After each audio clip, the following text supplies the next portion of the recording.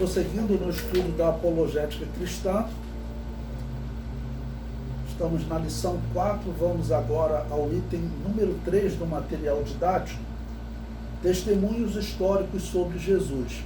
Bom, eu falei para vocês, até algumas décadas atrás, alguns historiadores ainda defendiam que Jesus seria um mito, mas hoje todos concordam que historicamente está provado que Jesus Cristo existiu, tá ok?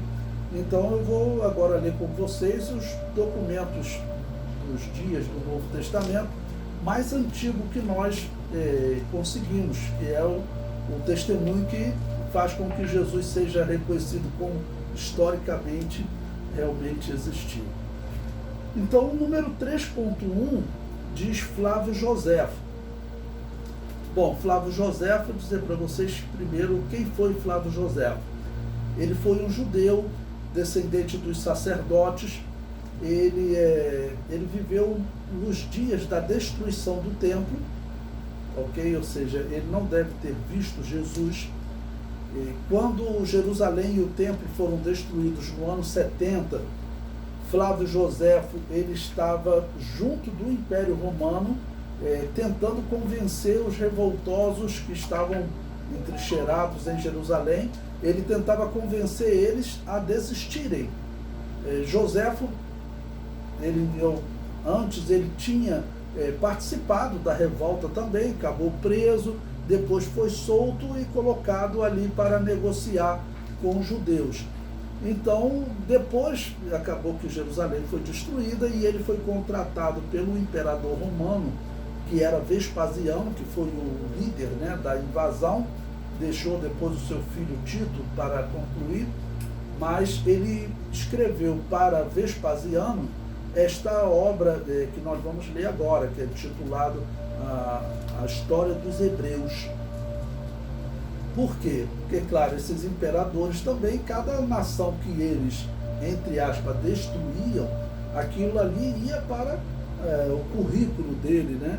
Eu destruí a cidade e tal. E a cidade de Jerusalém era uma das cidades mais prósperas do mundo. Por quê? Porque os judeus, eles, desde o cativeiro babilônio, e antes também, o cativeiro assírio, lá nos anos 700, depois o cativeiro babilônio nos anos 600, eles ficaram espalhados pelo mundo, tá ok? E espalhados pelo mundo, eles foram enriquecendo, como nós temos a história de Esther, Mardoqueu, Daniel, que ficou lá na Babilônia, tá ok? Então, geraram muitas comunidades de israelitas pelo mundo. Aquele período de cativeiro, olha, 700 anos em que pessoas israelitas formaram, né, grupos grandes na Babilônia, na Assíria e em outros locais também. Ok? No Egito, 200 anos antes de Cristo, tem até feito a tradução, são judeus que foram contratados, estavam vivendo lá no Egito. Ok? Nos dias do Novo Testamento, como Jerusalém desenvolveu muito, porque Herodes foi muito ruim por um lado, mas por outro lado ele era um grande negociador e ele agradava muito o imperador, então o imperador deu direitos especiais para Israel, até de ter um rei, né? Que infelizmente vai ser Herodes, nem todos podiam ter um rei. Mas Jerusalém, então, ele construiu o maior edifício da época. O Templo de Jerusalém, segundo os historiadores, era o maior edifício da época. E aquilo gerou uma grande peregrinação, porque, olha, os judeus estão espalhados pelo mundo há 700 anos. Muitos voltaram para Canaã, mas muitos ficaram. Então, o fluxo de peregrinações, porque eles tinham que fazer pelo menos uma peregrinação por ano a Israel.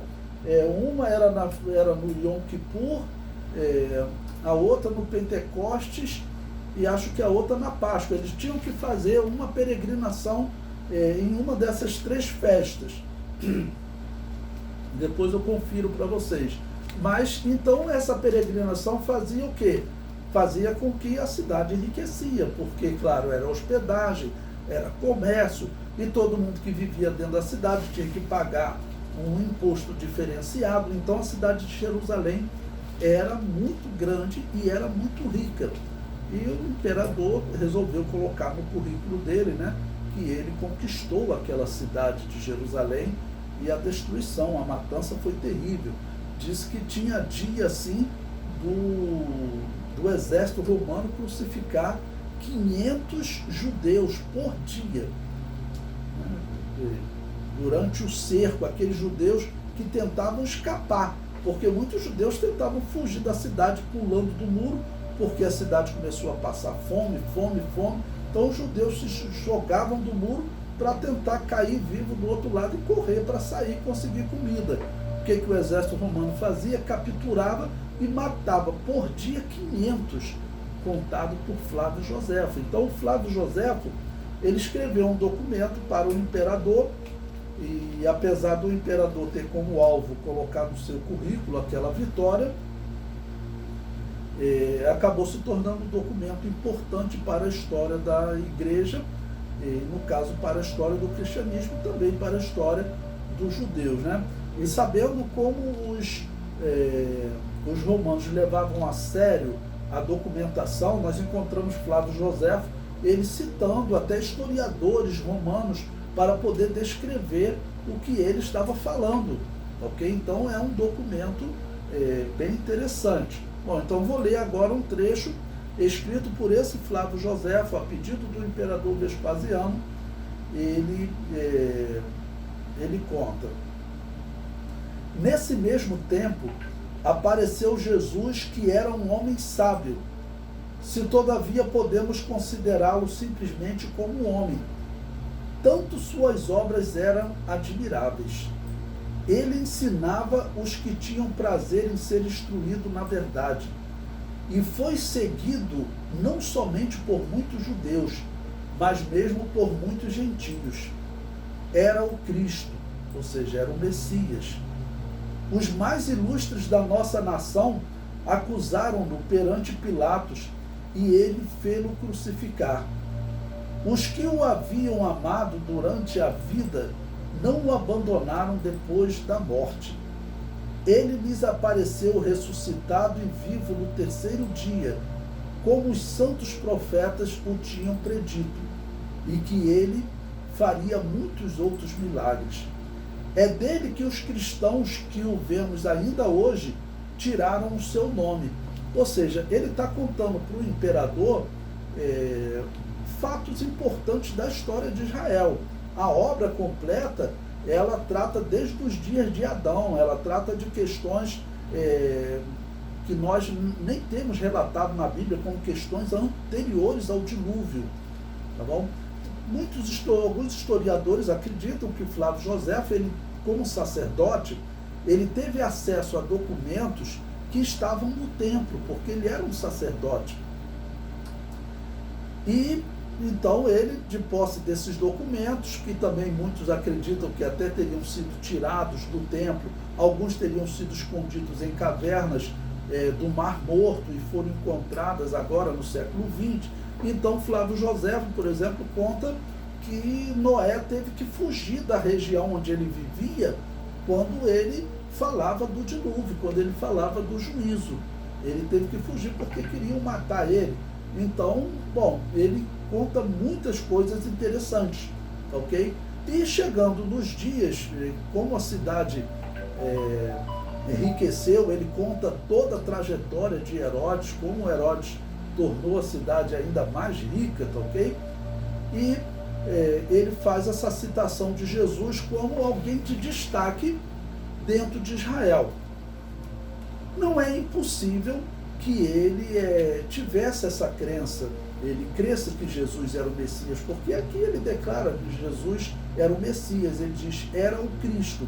Alguns judeus dizem até que não, esse texto aqui não é verdade, não, isso aí, Flávio Joséfo não falou isso deve ter sido incluído, ou afirmam que foi incluído. É claro que é algo que não vai ter como provar, né? Ok? Mas aqui ele diz que era o Cristo. Não é impossível que Flávio Joséfo acreditava. Nós vemos nos dias do Novo Testamento, nós vemos José de Arimateia, nós vemos Nicodemos, homens que eram autoridades, às vezes para eles abrir mão daquela autoridade era difícil, mas eles criam que Jesus era o Messias. Então não é impossível que Flávio Joséfo também tenha se convertido. Ele escreveu essa obra próximo do ano 94 da era cristã. Não, desculpe, 79 da era cristã, que ele escreveu a história dos Hebreus. Em 94, ele escreveu a outra obra, Antiguidades Judaicas. Bom, eu prossigo aí falando de Flávio Joséfo como um testemunho de Jesus, e o texto diz: Flávio Joséfo também cita Tiago, irmão de Jesus. Ele diz: Anano, um dos que nós falamos agora, era homem ousado e empreendedor, da seita dos saduceus, que, como dissemos, são os mais severos de todos os judeus e os mais rigorosos nos julgamentos. Ele aproveitou o tempo da morte de Festo, e Albino ainda não tinha chegado, para reunir um conselho diante do qual fez comparecer Tiago, irmão de Jesus, chamado Cristo, e alguns outros. Acusou-os de terem desobedecido às leis e os condenou ao apedrejamento.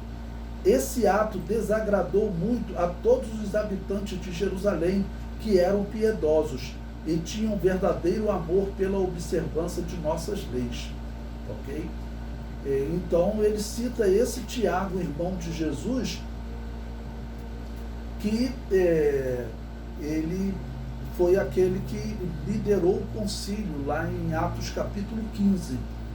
Tá bom? Não é o Tiago morto por Herodes no capítulo 12. Tá bom? Então Flávio Joséfo, ele cita também esse Tiago e esse apedrejamento, falando, né, dos eventos que ocorriam nessa cidade que Vespasiano venceu. Flávio Joséfo também cita João Batista. Ele diz: vários julgaram que aquela derrota do exército de Herodes era um castigo de Deus por causa de João, cognominado Batista. Era um homem de grande piedade que exortava os judeus a abraçar a virtude, a praticar a justiça e a receber o batismo, que era um batismo de arrependimento que João pregava, né? Prossegue. Depois de se terem tornado agradáveis a Deus, não se contentando em só não cometer pecados, mas unindo a pureza do corpo à pureza da alma.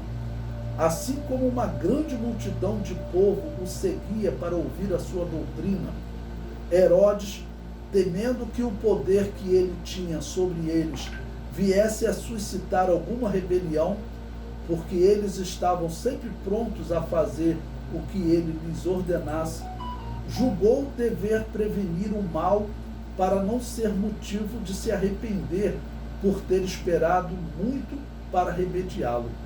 Por esse motivo, mandou prendê-lo numa fortaleza de Maquera, de que acabamos de falar.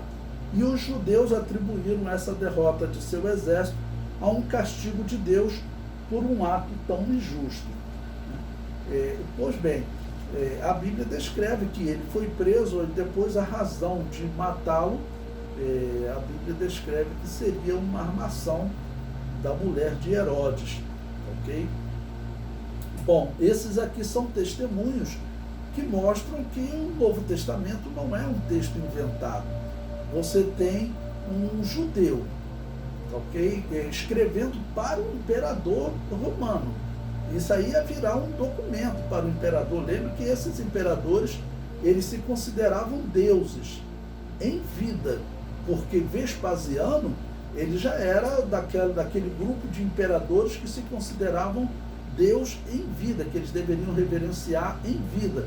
Porque até Calígula, ali no 5º século da era cristã, nos anos 40, até Calígula,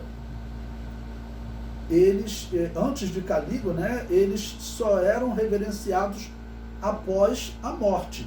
Então, por exemplo, César, o homem que tornou Roma um império, ele só foi reverenciado como Deus depois da morte dele. Mas Calígula, o louco, ele já exigiu que reverenciasse ele como Deus em vida. Então, o homem era tão louco, diz a história, que ele vestia uma veste parecida com as vestes que botavam na estátua de Júpiter, e ele chegava no templo de Júpiter e chamava de Júpiter, meu irmão, porque ele dizia, eu sou Deus, eu sou irmão de Júpiter. Né? Então, era algo muito sério para o Império Romano essas histórias. Então, o documento de Flávio Joséfo é um documento confiável na história, ok? Porque, claro, se ele mentisse aqui em alguma coisa, o imperador poderia descobrir, os outros historiadores, olha, não foi isso que aconteceu, não. Então, é digno de crédito. Claro que não estou dizendo que é digno de crédito como a Bíblia. Se tiver alguma questão que é diferenciada da Bíblia, claro, né, sempre seja Deus verdadeiro e todo homem mentiroso. Ok? Mas como história secular, temos que reconhecer como um documento válido.